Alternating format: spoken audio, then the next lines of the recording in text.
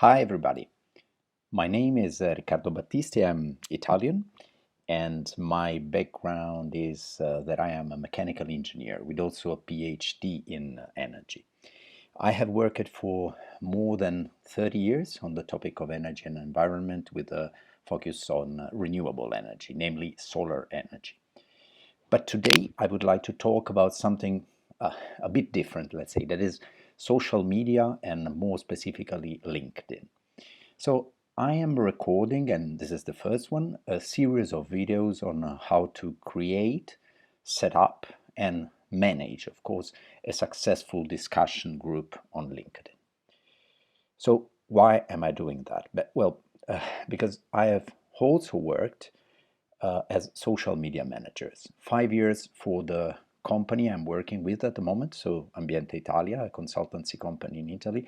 And currently, I am still working as social media manager for the international information portal solarthermalworld.org. You can tell by the name that, of course, it's an information portal on solar energy. And I am also managing 4 LinkedIn groups with around 2,000 members in total. So what I would like to do with these videos is to share with you what I learned from such daily management of this of the social media and in particular of these LinkedIn groups. So reporting really on the field experiences, let's say. And I will do this through many episodes dealing with different, I would say, hot topics. I think they are the most important for managing a group. So let's go straight to the point now, since I only have 10 free minutes without the kids at home. So I should rush.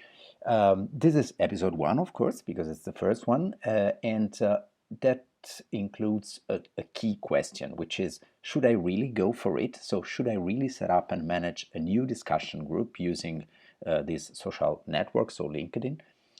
I think that these key question leads to 3 more questions you should ask yourself before saying yes or no.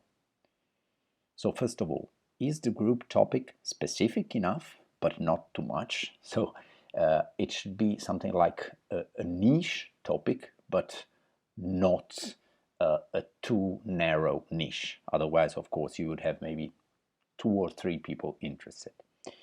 I will give you some example in the next episode, but just to give you an idea, let's say, I opened a couple of groups, one in Italian and one in English, on the use of renewable energy in district heating. So it's not energy, that would have been a too wide topic. It's not even only district heating, which maybe also it would have been too wide, but it's the use of renewables in district heating. And I'm quite, let's say, satisfied with the scope of the group. The second question is, am I the first one on this topic? So there could be, let's say, competitor groups, of course. So it's important that I am the first one. And the third and last question is, what about the key stakeholders I want to involve in this group? So are they on LinkedIn? Do they have a LinkedIn profile? Because otherwise, of course, it's completely useless. So once again, I summarize these 3 questions to start with. So you should ask if is the group topic specific enough? Are you the first one on that topic? And if the key stakeholders you would like to involve are have a presence, have a profile on LinkedIn. So you should get basically 3 yes to this question. Otherwise, I suggest to give up. In particular, if you got a no on the second question, which is, am I the first one on this topic? That means that there are already some interesting and successful groups running on the topic. I suggest to subscribe there and go there and do good activities there. But that will be the subject of another episode. Now, to close this first episode, I want to be sincere and tell you the truth. So maybe you could come closer to the screen and I will tell you a secret. Usually, such discussion groups simply won't work. So it's not an easy task. They will work, they will be really discussion active group only if you are constant, if you're smart, creative, I would say, and of course a bit lucky as well. So it's very hard to involve people. It's very hard to make them active, participating in the group, and to have a successful and fruitful discussion. So I would say it's nothing different from real life. So I would suggest to use 3 pillars basically.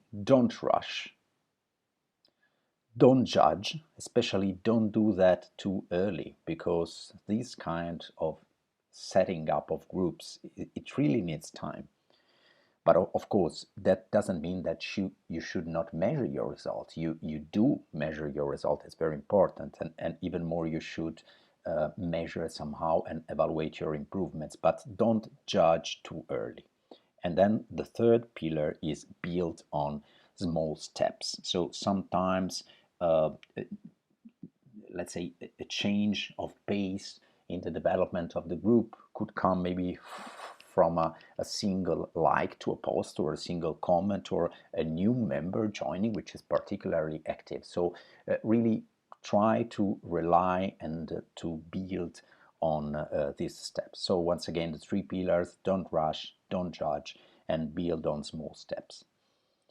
So I think we came to the end of this episode. I think I said all I wanted to say. I hope, of course, you like it, and even more, I hope it will help you in your daily management for social media. So what's next? Of course, after episode 1, there's episode 2, and there I will tell you, of course, what I mean by successful. So what is my definition of success for a LinkedIn discussion group? So how and when I should be satisfied of my group. Bye.